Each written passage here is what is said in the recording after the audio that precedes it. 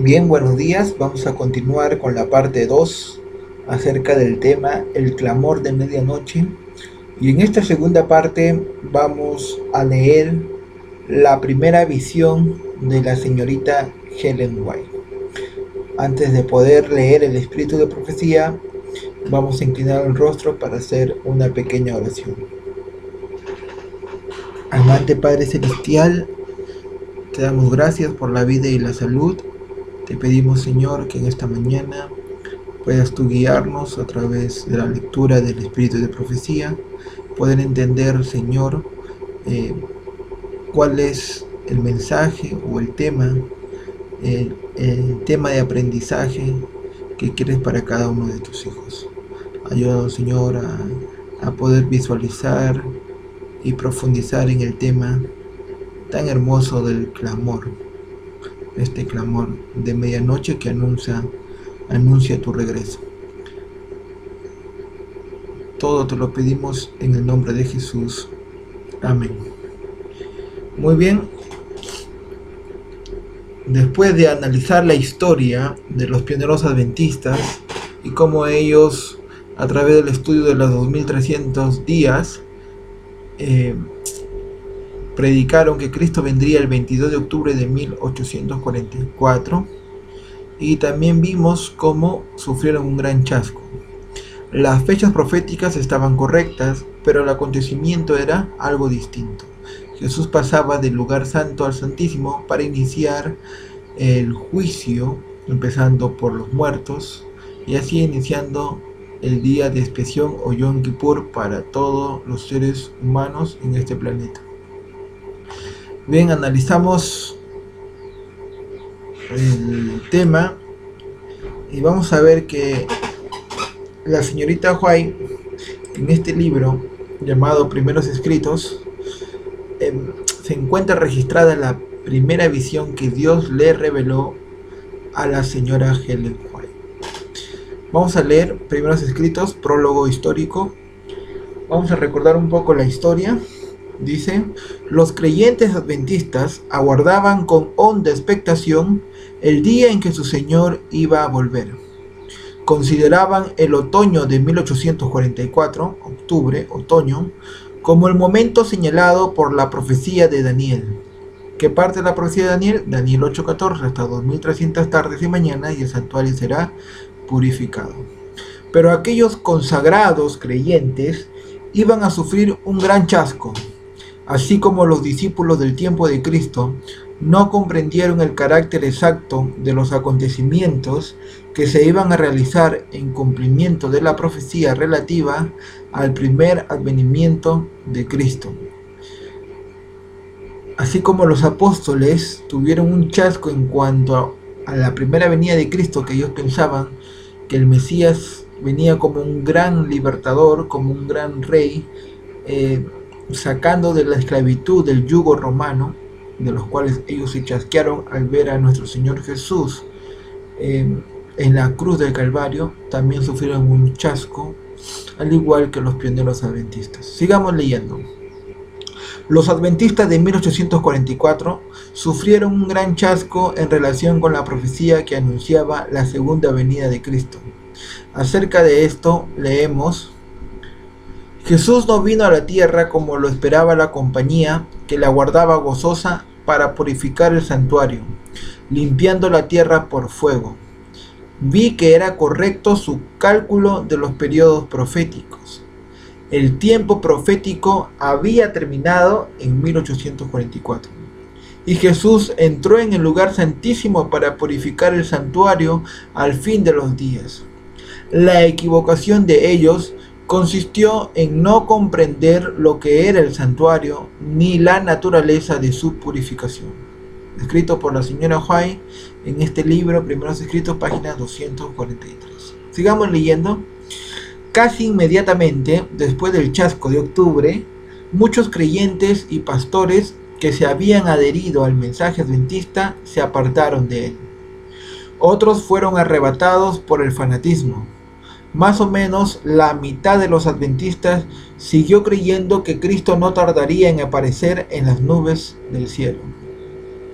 Al verse expuestos a las burlas del mundo, las consideraron como pruebas de que había pasado el tiempo de gracia para el mundo. Creían firmemente que el día del advenimiento se acercaba, pero cuando los días se alargaron en semanas y el Señor no apareció, se produjo una división de opiniones en el grupo mencionado, una separación. Cada grupo tenía un concepto distinto, había una separación del grupo adventista, del movimiento adventista.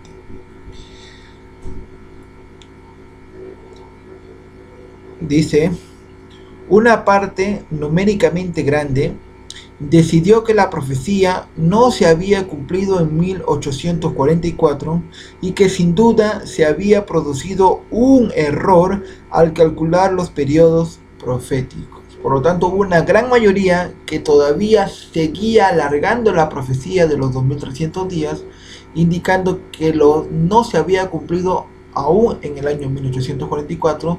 Es por eso que seguían poniendo fechas para el regreso de Cristo, como lo hemos visto en las presentaciones anteriores.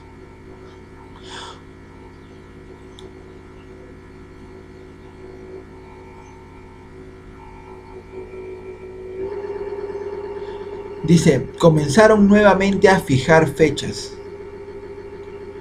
Otro grupo menor, que vino a ser el de los antecesores de la Iglesia Adventista del Séptimo Día, hallaba certeras las evidencias de la obra del Espíritu Santo en el gran despertar y consideraba imposible negar que el movimiento fuese obra de Dios, pues hacer esto habría sido despreciar al Espíritu de gracia, al Espíritu Santo. Muy bien. Teniendo este prólogo o inicio de historia, vamos a ver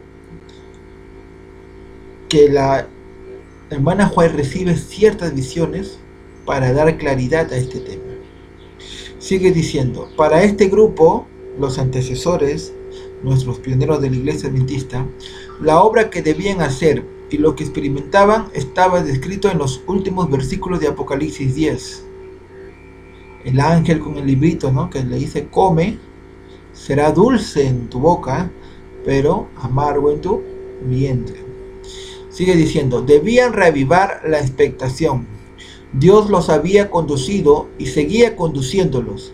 En sus filas militaba una joven llamada Helena Harmon, quien recibió de Dios en diciembre de 1844. Ya lo hemos visto en presentaciones anteriores. Vamos a recordar que en diciembre de 1844, ellos esperaron en octubre, pasó noviembre, y en diciembre del 44, a la señora White, bueno, en ese caso señorita Helena Harmon, recibió una revelación profética. En esa visión, el Señor le mostró la peregrinación del pueblo adventista hacia la áurea ciudad. La visión no explicaba el motivo del chasco. Si bien la explicación podía obtenerse del estudio de la Biblia, como sucedió con Hiram Edson, ¿verdad?, que vio que Jesús pasó del lugar al lugar santísimo cuando pasaba por sus embrios, vio en el cielo, ¿verdad?, y ellos siguieron estudiando ese tema. Pero dice acá que esta visión de la señorita Helena Harmon sobre todo hizo comprender a los fieles que Dios los estaba guiando y continuaría conduciéndolos mientras viajasen hacia la ciudad celestial. Al pie de la senda simbólica mostrada a la joven Helena, ese camino que se le mostró la senda, había una luz brillante que el ángel designó como el clamor de medianoche, expresión vinculada con la predicación de un inminente advenimiento durante el verano y el otoño de 1844. En aquella visión se discernía a Cristo conduciendo al pueblo a la ciudad de Dios. La conversación oída indicaba que el viaje iba a resultar más largo de lo que se había esperado. Algunos perdieron de vista a Jesús y cayeron de la senda, pero los que mantuvieron los ojos fijos en Jesús y en la ciudad llegaron con bien a su destino. Esto es lo que se nos presenta bajo el título Mi primera visión en las páginas del 13 al 20 de este libro. Bien, vamos a leer esta primera visión de la señorita White. Elena recibió su primera visión a los 17 años de edad, en una reunión de oración donde estaban presentes más o menos 60 personas. Esta visión fue dada un poco después del gran chasco que sufrieron los adventistas en diciembre de 1844 y se publicó por primera vez en 1846. Como Dios me ha mostrado el camino que el pueblo adventista ha de recorrer en viaje a la santa ciudad, así como la rica recompensa que se dará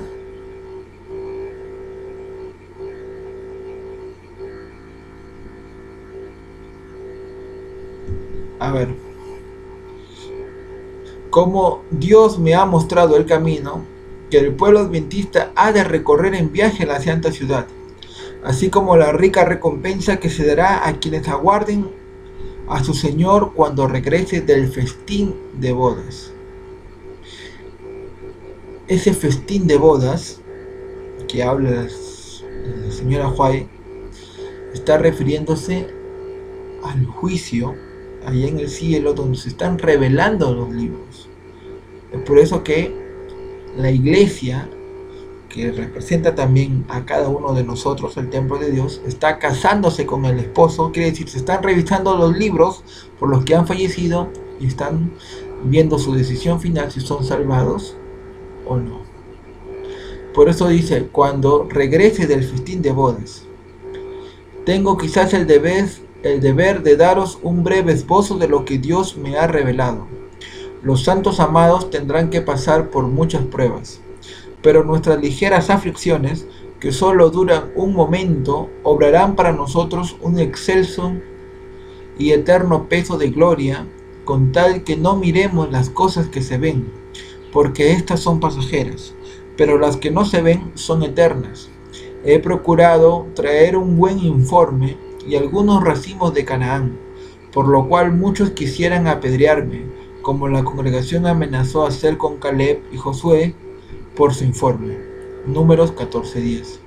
Pero os declaro, hermanos y hermanas en el Señor, que es una buena tierra y bien podemos subir y tomar posesión de ella. Y acá está el relato de su primera visión.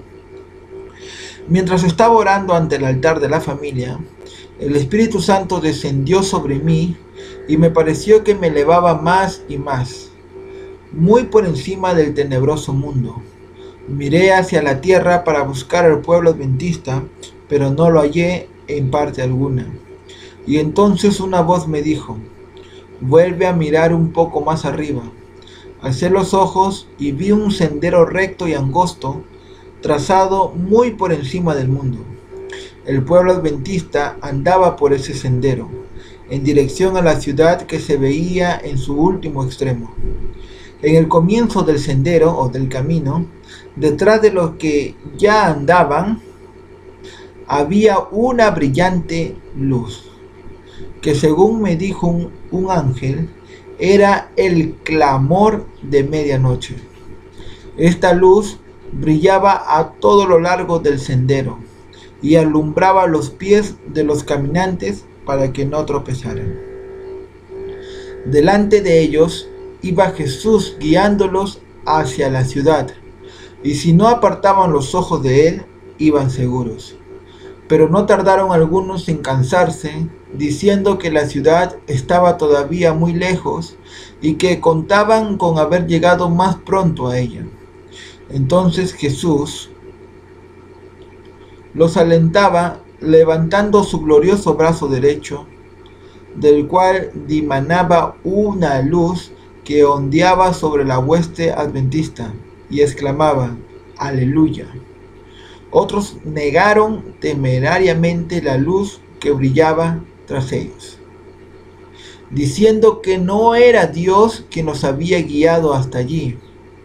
Pero entonces se extinguió para ellos la luz que estaba detrás y dejó sus pies en tinieblas, de modo que tropezaron y perdiendo de vista el blanco y a Jesús cayeron fuera del sendero abajo, en el mundo sombrío y perverso. Pronto oímos la voz de Dios semejante al ruido de muchas aguas que nos anunció el día y la hora de la venida de Jesús.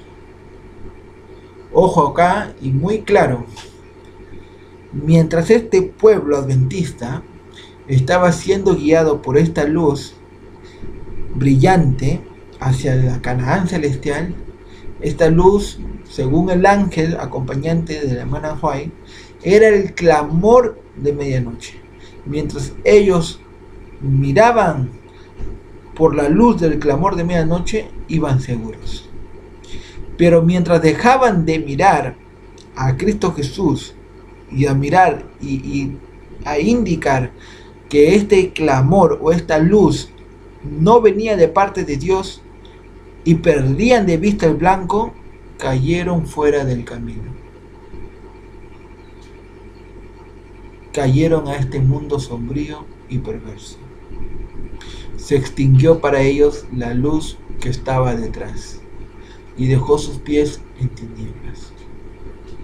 Por lo tanto, sabemos que este clamor de medianoche es el anunciamiento de la venida de Cristo, pero no solo en anunciar, sino en promulgar una fecha exacta que ya hemos visto a través de Samuel Snow, a través del estudio de las fiestas de Jehová en el santuario, que hay una fecha exacta para el regreso del esposo, el clamor de medianoche.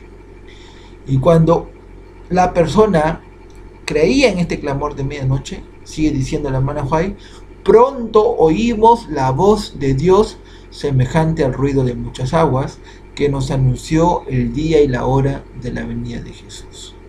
Dios Padre anuncia a aquellos que quedan vivos, porque acá sigue diciendo la hermana Juan, los 144,000 santos vivientes reconocieron y entendieron la voz. Ellos escucharon y supieron el día y la hora del regreso de su Señor. Los 144,000, sigue diciendo, santos vivientes reconocieron y entendieron la voz, pero los malvados se figuraron que era fragor de truenos y de terremoto. Cuando Dios Padre señaló el tiempo, derramó sobre nosotros el Espíritu Santo, y nuestros semblantes se iluminaron refulgentemente con la gloria de Dios, como lo sucedió a Moisés al bajar del Sinaí. Pronto se volvieron nuestros ojos hacia el oriente, donde había aparecido una nubecilla negra del tamaño de la mitad de la mano de un hombre, que era, según todos comprendían, la señal del Hijo del Hombre. En solemne silencio contemplábamos cómo iba acercándose la nubecilla, volviéndose cada vez más esplendorosa hasta que se convirtió en una gran nube blanca cuya parte inferior parecía fuego. Sobre la nube lucía el arco iris y en torno de ella aleteaban 10,000 ángeles cantando un hermosísimo himno. En la nube estaba sentado el Hijo del Hombre, sus cabellos blancos y rizados. ¿Qué color el cabello de Jesús cuando viene? Blancos y rizados. Le caían sobre los hombros y llevaban muchas coronas en la cabeza. Sus pies parecían de fuego. En la mano derecha tenía una hoz aguda y en la izquierda llevaba una trompeta de plata. Sus ojos eran como llama de fuego y escudriñaban de par en par a sus hijos. Palidecieron entonces todos los semblantes y se tornaron negros los de aquellos a quienes Dios había rechazado. Todos nosotros exclamamos: ¿quién podrá permanecer? ¿Está mi vestidura sin manchas?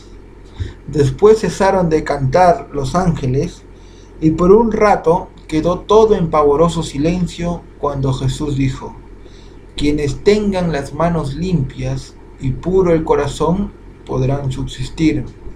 Bastaos mi gracia.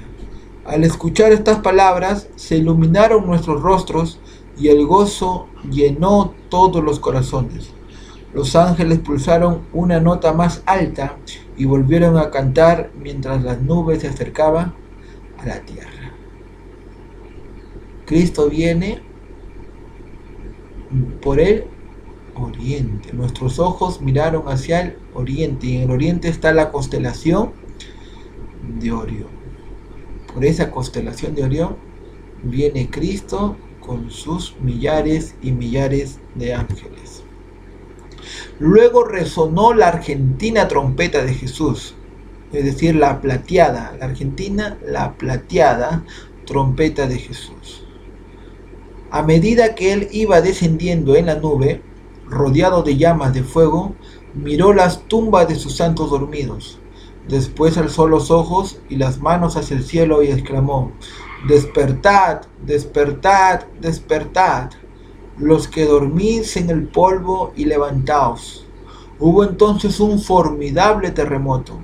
Se abrieron los sepulcros y resucitaron los muertos revestidos de inmortalidad. Los 144,000 exclamaron: aleluya, al reconocer a los amigos que la muerte había arrebatado de su lado. Y en el mismo instante nosotros fuimos transformados y nos reunimos con ellos para encontrar al Señor en el aire. Juntos entramos en la nube y durante 7 días fuimos ascendiendo al mar de vidrio. Cuando vamos al cielo, ¿cuántos días? 7 días. Interesante, porque estos 7 días está conectado con la fiesta de los tabernáculos. Al igual como la Pascua conectaba con la muerte de Cristo, la expiación con el paso de Cristo del lugar santo al lugar santísimo, la fiesta de los tabernáculos, la última fiesta, la 7ª fiesta, representa la venida de Cristo para llevar a sus hijos. Y no solo en acontecimiento, sino también en fecha exacta. 14 de Nisan, Pascua. 14 de Nisan, muere Cristo. 10 de Tisri, el día de expiación. El 10 de Tisri, que cayó el 22 de octubre de 1844, se celebra la expiación. Nuestro sumo sacerdote Cristo pasa del lugar santo al lugar santísimo. Ahora, ¿cuándo será la venida de Cristo? Recordemos que las cabañas se celebraban del 15 al 22 de Tisri. Del 15 al 21, 7 días de fiesta, y se le agregaba un 8º día, el día 22 de Tisri. El día 15 se iniciaba la fiesta por 7 días. Por 7 días también fuimos ascendiendo al mar de vidrio. Sigue diciendo: donde Jesús sacó coronas y nos las ciñó con su propia mano. Nos dio también arpas de oro y palmas de victoria. En el mar de vidrio los 144,000 formaban un cuadrado perfecto. Algunas coronas eran muy brillantes y estaban cuajadas de estrellas, mientras que otras tenían muy pocas, y sin embargo todos estaban perfectamente satisfechos con su corona. Iban vestidos con un resplandeciente manto blanco desde los hombros hasta los pies. Había ángeles en todo nuestro alrededor mientras íbamos por el mar de vidrio hacia la puerta de la ciudad. Jesús levantó su brazo potente y glorioso y posándolo en la perlina puerta, la hizo girar sobre sus relucientes goznes y nos dijo: en mi sangre lavasteis vuestras ropas y estuvisteis firmes en mi verdad. Entrad. Todos entramos con el sentimiento de que teníamos perfecto derecho a estar en la ciudad. Allí vimos el árbol de la vida y el trono de Dios, del que fluía un río de agua pura, y en cada lado del río estaba el árbol de la vida. En una margen había un tronco del árbol y el otro la otra margen, ambos de oro puro e intransparente. Al principio pensé que había dos árboles, pero al volver a mirar vi que los dos troncos se unían en su parte superior y formaban un solo árbol. Interesante. Así estaba el árbol de la vida en ambas márgenes del río de vida. Sus ramas se inclinaban hacia donde nosotros estábamos, y el fruto era espléndido, semejante a oro mezclado con plata. Todos nos ubicamos bajo el árbol, y nos sentamos para contemplar la gloria de aquel paraje. Cuando los hermanos Carlos Fitch, ¿verdad? El que hizo el dibujo de los 2300 días, ¿verdad? El gráfico, y el hermano Stockman, que habían predicado el evangelio del reino y a quienes Dios había puesto en el sepulcro para salvarlos. Estos dos hermanos, un poquito antes del 22 de octubre, fallecieron. Pero la hermana White cuenta que los ve en el cielo. Sigue diciendo, se llegaron a nosotros y nos preguntaron qué había sucedido mientras ellos dormían. Procuramos recordar las pruebas más graves por las que habíamos pasado, pero resultaban tan insignificantes frente al incomparable y eterno peso de gloria que nos rodeaba que no pudimos referirlas. Y todos exclamamos, aleluya. Muy poco nos ha costado el cielo. Pulsamos entonces nuestras áureas arpas, cuyos ecos resonaron en las bóvedas del cielo. Con Jesús al frente descendimos todos de la ciudad a la tierra y nos pasamos sobre una gran montaña incapaz de sostener a Jesús. Este ya es la tercera venida de Cristo al planeta Tierra. Se partió en dos la montaña, de modo que quedó hecha una vasta llanura. Miramos entonces y vimos la gran ciudad con 12 cimientos y 12 puertas. Baja la nueva Jerusalén a la tierra. Esa ciudad hermosa. 3 puertas en cada uno de sus 4 lados, y un ángel en cada puerta.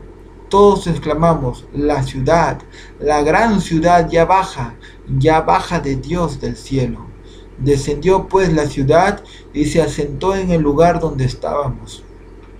Comenzamos entonces a mirar las espléndidas afueras de la ciudad. Allí vi bellísimas casas que parecían de plata, sostenidas por 4 columnas engastadas de preciosas perlas, muy admirables a la vista. Estaban destinadas a ser residencias de los santos. En cada una había un anaquel de oro. Vi a muchos santos que entraban en las casas y quitándose las resplandecientes coronas, las colocaban sobre el anaquel, y después salían al campo contiguo a las casas para hacer algo con la tierra, aunque no en modo alguno como para cultivarla, como hacemos ahora. Una gloriosa luz circundaba sus cabezas, y estaban continuamente alabando a Dios. Vi otro campo lleno de todas clases de flores, y al cortarlas exclamé, ¿no se marchitarán? Después vi un campo de alta hierba, cuyo hermosísimo aspecto causaba admiración. Era de color verde vivo, y tenían reflejos de plata y oro al ondular gallardamente para gloria del Rey Jesús. Luego entramos en un campo lleno de toda clase de animales, el león, el cordero, el leopardo y el lobo. Todos vivían allí juntos en perfecta unión. Pasamos por en medio de ellos y nos siguieron mansamente. De allí fuimos a un bosque, no sombrío como los de la tierra actual, sino esplendente y glorioso en todo. Las ramas de los árboles se mecían de uno a otro lado y exclamamos todos, moraremos seguros en el desierto y dormiremos en los bosques. Atravesamos los bosques en camino hacia el monte de Sión. En el trayecto encontramos a un grupo que también contemplaba la hermosura del paraje. Advertí que el borde de sus vestiduras era rojo. Llevaban mantos de un blanco purísimo y muy brillantes coronas. Cuando los saludamos, pregunté a Jesús quiénes eran y me respondió que eran mártires, que habían sido muertos por su nombre. Los acompañaba una innúmera hueste de pequeñuelos que también tenían un ribete rojo en sus vestiduras. El monte de Sión estaba delante de nosotros, y sobre el monte había un hermoso templo. Lo rodeaban otros 7 montes donde crecían rosas y lirios. Los pequeñuelos trepaban por los montes, si lo preferían, usaban sus alitas para volar hasta la cumbre de ellos y recoger inmarcesibles flores. Toda clase de árboles hermoseaban los alrededores del templo: el boj, el pino, el abeto, el olivo, el mirto, el granado y la higuera doblegaba bajo el peso de sus maduros higos. Todos embellecían aquel paraje. Cuando íbamos a entrar en el santo templo, claro, en Apocalipsis dice, y no se halló templo en la ciudad, ¿verdad? Porque Cristo es el templo que alumbra. Pero fuera de esta ciudad, en un monte de Sión, sí hay un templo físico de Dios. Allí donde habita, donde vive Dios, es donde van a habitar este grupo de redimidos especial. Vamos a leer. Cuando íbamos a entrar en el santo templo, Jesús alzó su melodiosa voz y dijo: únicamente los 144,000 entran en este lugar. Y exclamamos: aleluya. Este templo estaba sostenido por 7 columnas de oro transparente, con engastes de hermosísimas perlas. No me es posible describir las maravillas que vi. Oh, si yo supiera el idioma de Canaán, entonces podría contar algo de la gloria del mundo mejor. Vi tablas de piedra en que estaban esculpidos las letras de oro, los nombres de los 144,000. Los nombres de los 144,000 esculpidos en letras de oro, en tablas de piedra. Después de admirar la gloria del templo, salimos y Jesús nos dejó para ir a la ciudad. Pronto oímos su amable voz que decía: venid, pueblo mío, habéis salido de una gran tribulación, y he hecho mi voluntad. Sufristeis por mí. Venid a la cena, que yo me ceñiré para serviros. Nosotros exclamamos: aleluya, gloria, y entramos en la ciudad. Vi una mesa de plata pura de muchos kilómetros de longitud, y sin embargo nuestra vista la abarcaba toda. Vi el fruto del árbol de la vida, el maná, almendras, higos, granadas, uvas y muchas otras especies de frutas. Le rogué a Jesús que me permitiese comer del fruto y respondió: todavía no.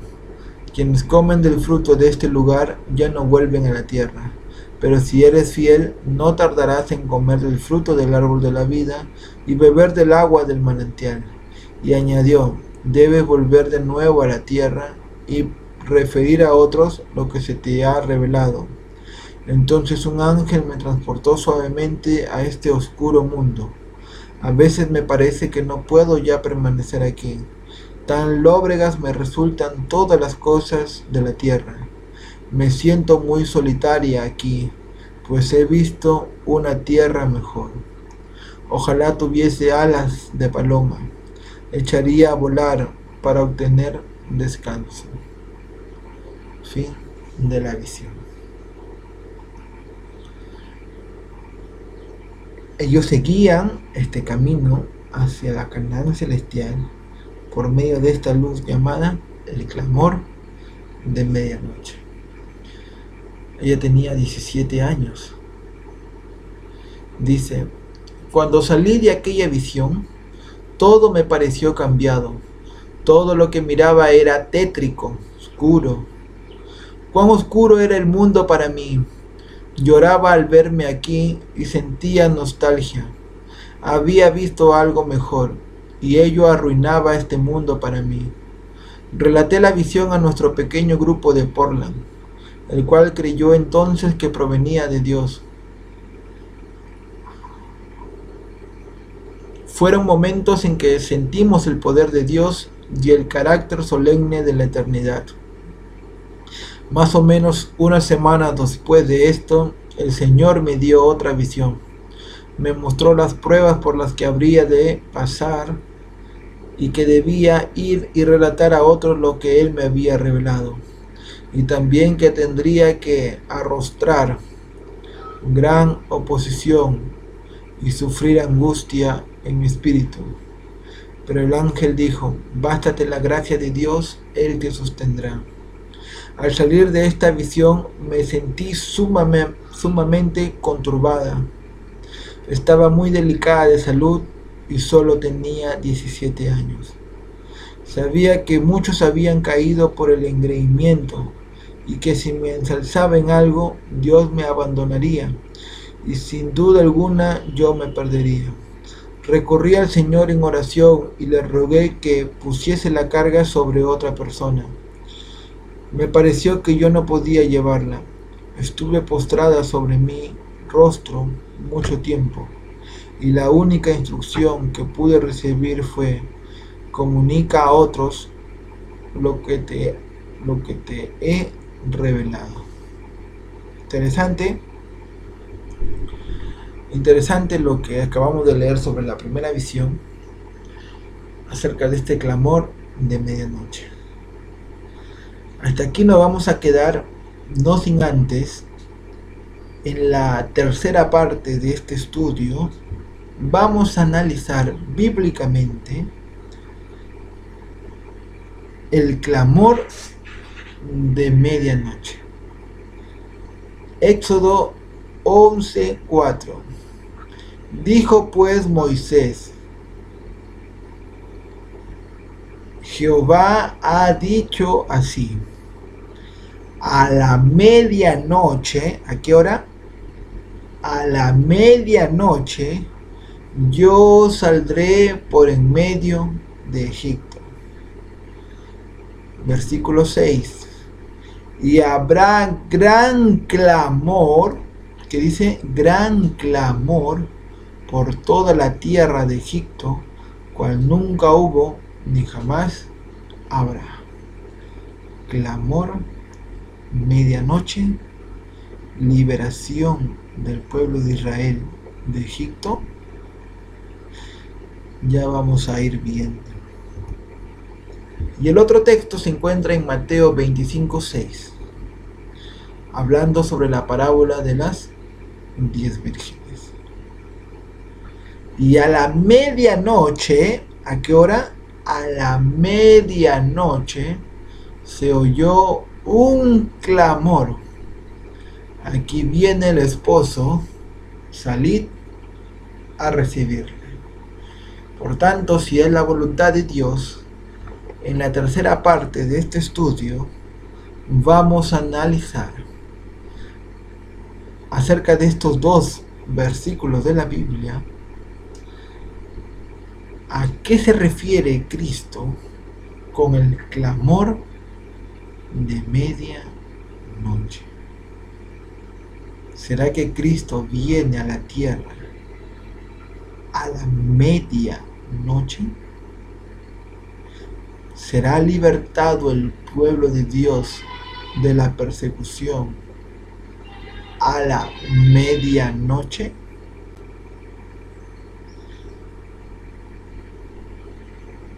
¿Vendrá el esposo a llevar a las vírgenes prudentes con aceite extra? ¿Y qué representa ese aceite extra? Pues si es la voluntad de Dios, en el próximo tema, que sería el clamor de medianoche, parte 3, vamos a profundizar en estos textos. Bien, hasta aquí vamos a quedarnos, no sin antes tener la oración final.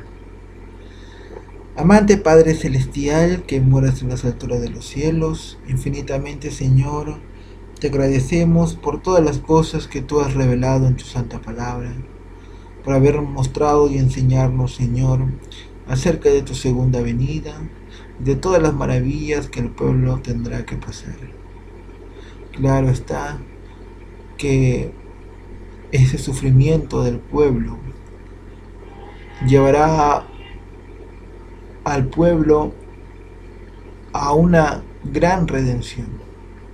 Aunque nuestro sufrimiento sea por un breve tiempo, pues al final de ese breve tiempo, tú vendrás a la tierra y rescatar a tus hijos para llevarlos a morar a esa ciudad hermosa, a esas casas preparadas, a esas moradas que tú nos tienes. Querido Dios, acompáñanos, transfórmanos con el poder de tu Espíritu Santo, vivifícanos, cámbianos y danos sentir el gozo de tu amor y de tu alegría en todo nuestro ser, en cada vena donde recorre nuestra sangre, para poder decir al mundo que Cristo viene pronto y que debemos anunciar este clamor de medianoche. He aquí, viene el esposo, salgamos a recibirlo. Todas estas súplicas te lo pedimos en el nombre de Cristo Jesús, tu Hijo. Amén.